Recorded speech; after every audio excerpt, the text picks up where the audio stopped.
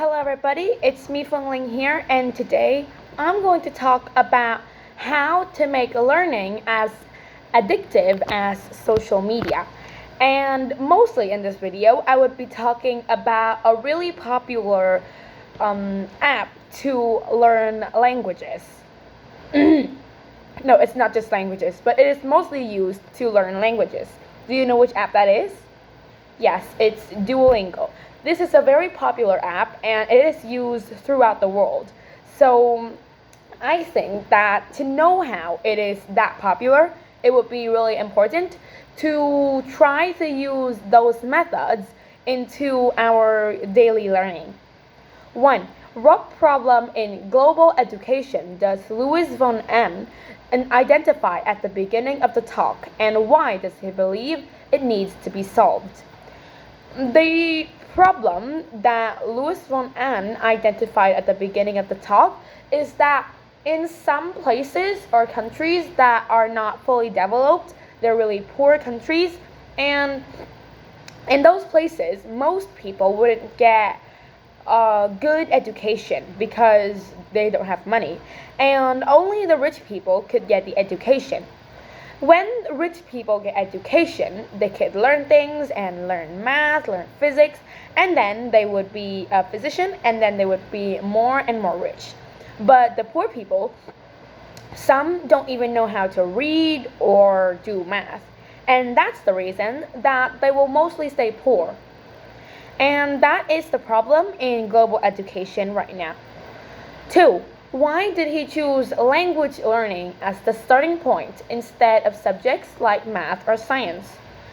In subjects like math or science, if you already understand science, then you would have to learn other things. For example, you would have to learn about math or physics to become a mathematician, or maybe a physician, or like you have to learn many other subjects if you just learn the things like math or science.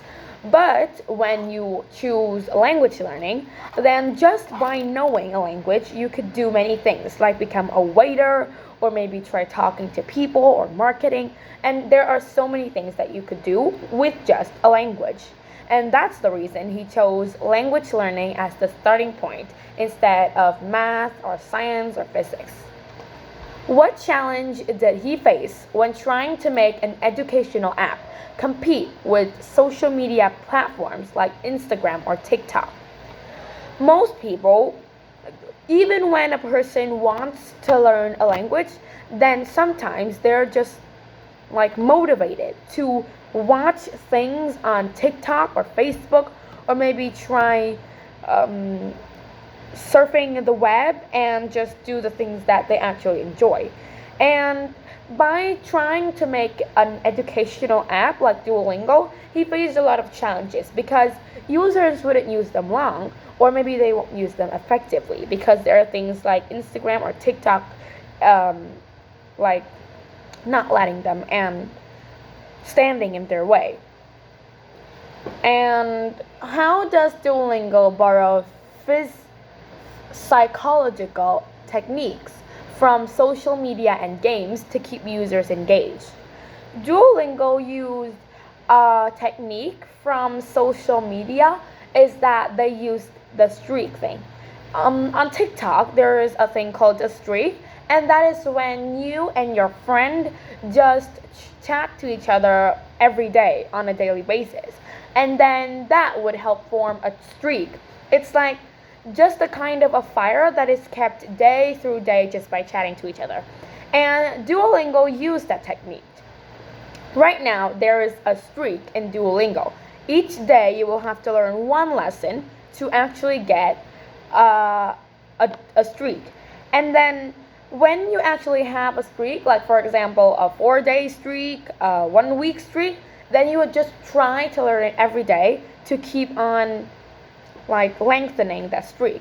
Right now, for if you wanted to know, then there are already 3,000 people with more than 365 days streak. And that is a technique from social media to keep the user engaged. Another technique is to give like boosts. If you just try to finish some of your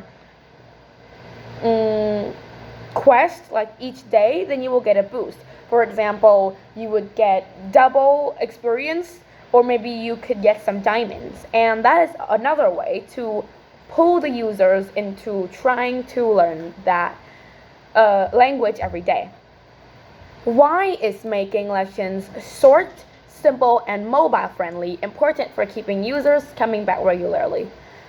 By making the lessons short, then the users would be more encouraged to actually learn bit by bit.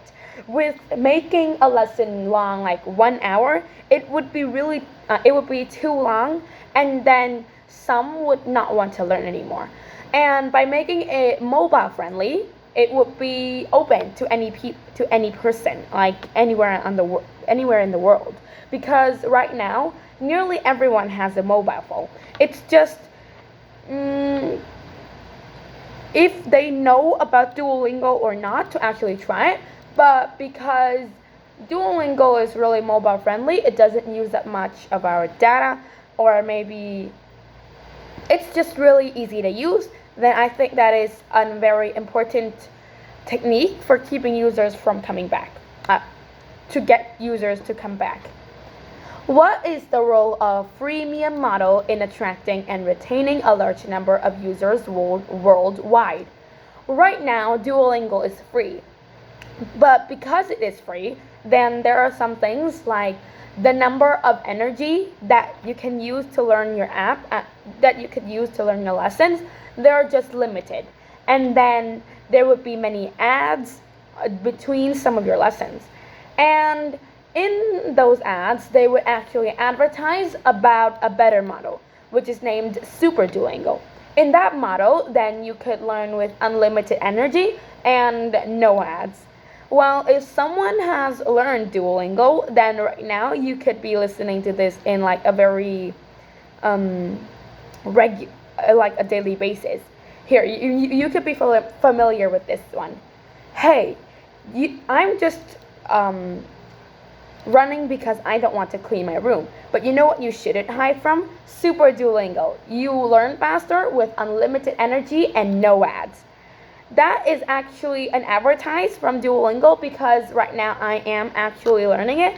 And I think that by giving the users a chance to upgrade their model, but not actually having to force them, that is a really like attracting and retaining way to maintain a large number of users. How could the same strategies used by Duolingo be applied to the other areas of education in the future? This is actually a really important question, because just by knowing how to change the other areas of education, you could just make learning become more attracting. And I think a way that a strategy from Super Duolingo could be applied to other areas is that maybe there could be some kind of like presence or boost that could help us become more energetic and would want to learn more. And I think that is a really effective way to encourage us to learn more. Well, I think that's all, and thanks for listening. I'll see you in the next video. Bye!